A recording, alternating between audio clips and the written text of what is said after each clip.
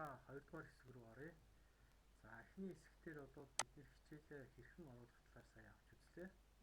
За хичээлээ оруулсныхаа дараагаар хичээлийнхаа завсраар зураг оруулах ч юм уу зайлшгүй шаардлагатай гарсан тохиолдолд яах вэ гэхээр бид нэр энэ хичээлийнхаа edit хэсэг рүү ороод одоо энэ бидний аргаас нь аль хэдийн бий болсон хичээл юм аа.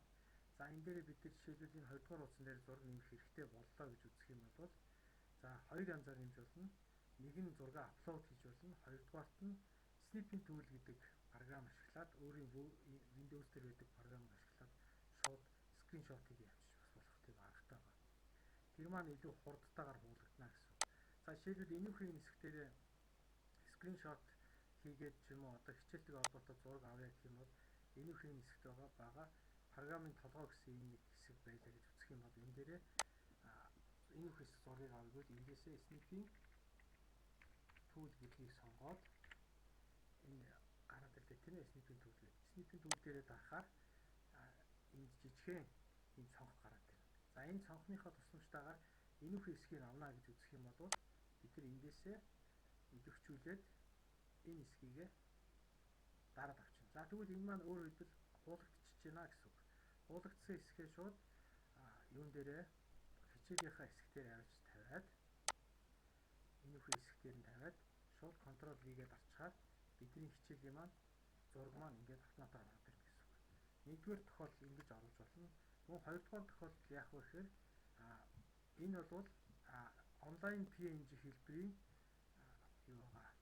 зураг байгаа учраас шууд ингээд автоматар очиж чинь гэсэн. За үүнээс гадна бас өөр оруулах арга бол өндөр нэвтрэлтэй зургийг бол энэ insert эсвэл edit image гэсэн хэсэг дээр дараад эндээсээ шууд одоо файлаа сонгоод зураг оруулах гэсэн. За жишээлбэл одоо энэ зургийг оруулъя гэж үзэх юм бол энд байгаа зургийг оруулъя гэх юм бол энэ дээрээ дараад upload хийж. За өөрөлдвөл бааз руугаа upload хийгээд энэ зурган дээрээс жижиг нэр өгөөд за ингээ хадгалцахаар бидний зураг маань доод хэсгээр нь гараад ирнэ. За ингээ хадгалчихна гэсэн. За хичээлээ оруулсан зүйлийг эндээсээ одоо эхнээс нь ахуулаад идэвхтэйг ингээ харж болно.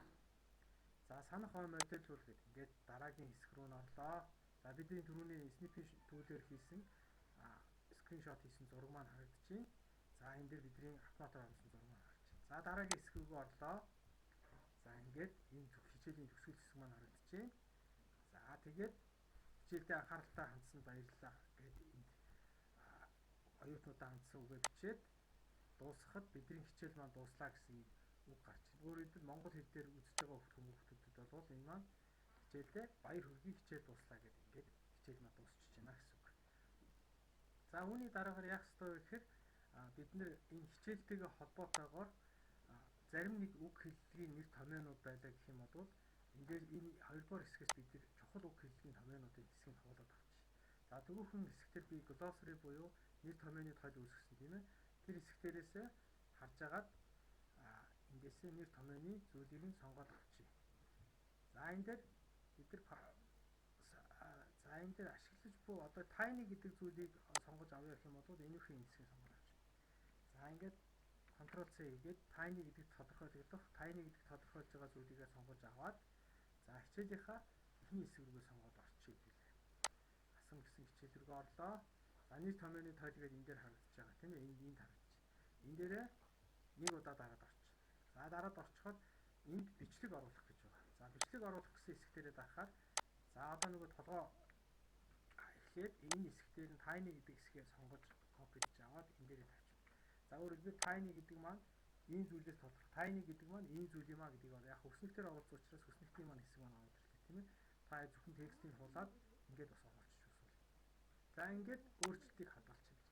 За тэгэхээр энэ дээр T гэдэг зүйл маань болохоор ашиглаж байгаа код сегментийн гэх мэтлэнгээр 64 кБ-ийн санах хойно хэрэглэх боломжтой гэдэг ингээд ороод ирж байгаа. За үүнийг бид нэр хэрвээ монгол хэл ABV гэх мэтлэн яа үсэг хүртлэхээр оруулсан бодвол энэ дээр бол А үсгэн дээрээ дарахад гарч ирэх жишээ.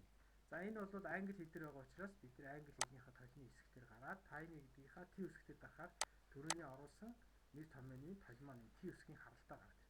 T-ийн харалтаа хэдийг оруулна төдий чинээ гаргасан. А-гийн харалтаа А үсгээр хэлсэн одоо хичээлийн нэр томьёо оруулна. Хэдий ч нэгээрээ ингэж гарч ирнэ. Өөрөөр хэлбэл хичээлийнхаа нэр томьёог ийм олон маягаар оруулаад тухайн хичээлийн үгсийн сангийн баяжуулагч юм уу маягаар оруулж болох юм. За хичээлдээ анхааралтай хандсан явдал. За хичээлийнхаа 2 дугаар хэсэг рүү оръё. За эхний хэсгээр бол бид нэр хичээлээ хэрхэн оруулах талаар сайн авч үзлээ.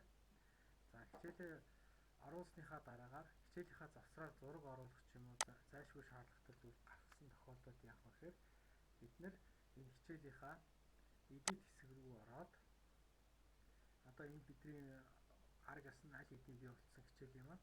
За энэ дээр бид нар жишээлбэл энэ 2 дугаар хуудсан дээр зураг нэмэх хэрэгтэй боллоо гэж үзэх юм бол за хоёр янзаар нэмж болно. Нэг нь зураг аплод хийж болно. Хоёрдугаарт нь Snipping Tool гэдэг програм ашиглаад өөрийн Windows дээр байдаг програмыг ашиглаад шууд скриншотыг явуулчих бас болохыг аргатай байна. Тэр маань илүү хурдтайгаар хуулгадана гэсэн.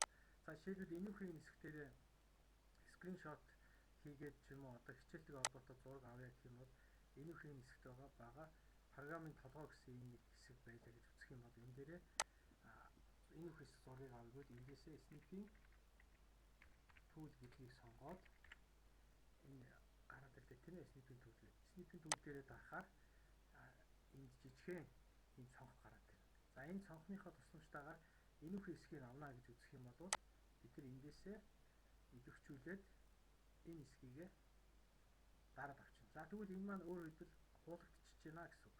Хуулагдсан хэсгээ шууд юун дээрээ хичээлийнхаа хэсэг дээр авч тавиад энүүхэн хэсэг дээр нь тавиад шууд Ctrl V-гээд арчхаар бидний хичээлийн маань зураг маань ингээд автоматар ороод ирнэ гэсэн үг. Нэгдүгээр тохиолдол ингэж оруулж болно. Мөн хоёрдугаар тохиолдол яах вэ гэхээр энэ бол онлайн PNG хэлбэрийн юугаа зураг байгаа учраас шууд ингээд автоматар орчиж гин гэсэн. За үүнээс гадна бас өөр оруулах арга бол өндөр нэвтрэлтэй зургийг бол энэ insert эсвэл edit image гэсэн хэсгээрээ дараад эндээсээ шууд одоо файлаа сонгоод зураг оруулах гэсэн. За жишээлбэл одоо энэ зургийг оруулъя гэж үзэх юм бол энд байгаа зургийг оруулъя гэх юм бол энэ дээрээ дараад аплод хийж. За өөрөлдвөл бааз руугаа аплод хийгээд энэ зурган дээрээс жижигхэн нэр өгөөд за ингээ хадгалцгаар бидний зураг маань доод хэсгээр нь гараад ирнэ. За ингээ хадгалчихна гэсэн. За хичээлээ оруулсан зүйлийг эндээсээ одоо эхнээс нь ахуулаад идэвхтэйг ингээ харж болно. За санах бай модельлүүл гэдэг ингээд дараагийн хэсэг рүү н орлоо.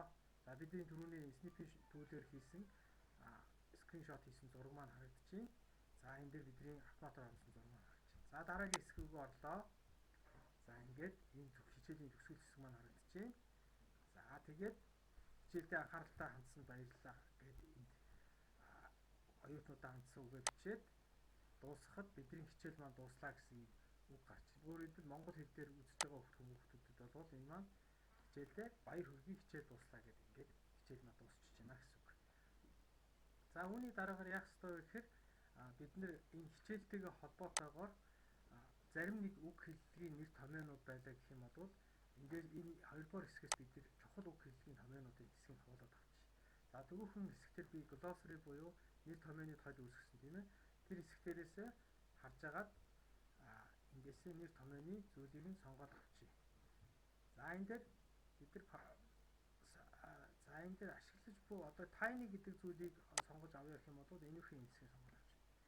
За ингээд Ctrl C хийгээд tiny гэдэг тодорхойлогдох, tiny гэдэг тодорхойлж байгаа зүйлийгээ сонгож аваад за хичээлийнхаа эхний хэсэг рүүгээ сонгоод орчих гэлээ. Асан гэсэн хичээл рүү орлоо. За нэр томьёоны тойл гэдэг энэ дээр харагдаж байгаа тийм ээ. Энд харагдчих. Энэ дээрээ нэг удаа дараад орчих. За дараад орчиход энд бичлэг оруулах гэж байгаа. За бичлэг оруулах гэсэн хэсэг дээрээ дарахаар за одоо нөгөө толгой эхлээд энэ хэсэг дээр нь tiny гэдэг хэсгээ сонгож копи хийж аваад энэ дээрээ тавьчих. За өөрөлдвөл tiny гэдэг маань ийм зүйлээс тодорхой. Tiny гэдэг маань ийм зүйл юм а гэдгийг яг өснөлтөөр оруулсан учраас өснөлтийн маань хэсэг маань ороод ирлээ тийм ээ. Та зөвхөн текстийг хуулаад ингээд бас оруулчих шүүсвэл. За ингээд өөрчлөлтийг хадгалчих гэж байна. За тэгэхээр энэ дээр T гэдэг зүйл маань болохоор ашиглаж байгаа код сегментийн гэх мэтлэнгээр 64 кБ-ийн санах хойно хэрэглэх боломжтой гэдээ ингээд ороод ирж байгаа. За үүнийг бид нэр хэрвээ монгол хэл ABB гэх мэтлэн яа үсэг хүртлэхээр оруулсан бодвол энэ дээр бол А үсгэн дээрээ дарахыг гаргачихна. гарч ирэх жишээ нь. За энэ бол англи хэл дээр байгаа учраас бид нэр англи хэлнийхээ толны хэсэг дээр гараад тайны гэдгийнхаа T үсэгтэд дахаар төрөний оруулсан нэр томьёоны толимоо нэг T үсгийн харалтаа гаргаж. T-ийн харалтаа хэдийг оруулсан төдий чинээ гаргасан. A-гийн харалтаа A үсгээр эхэлсэн одоо хичээлийн нэр томьёо оруулна төдий чинээрээ ингэж гарч ирнэ. Өөрөөр хэлбэл хичээлийнхаа нэр томьёог ийм олон маягаар оруулаад тухайн хичээлийн үгсийн сангийн баяжуулах ч юм уу маягаар оруулж болох юм. За хичээлдээ анхааралтай хандсан явдал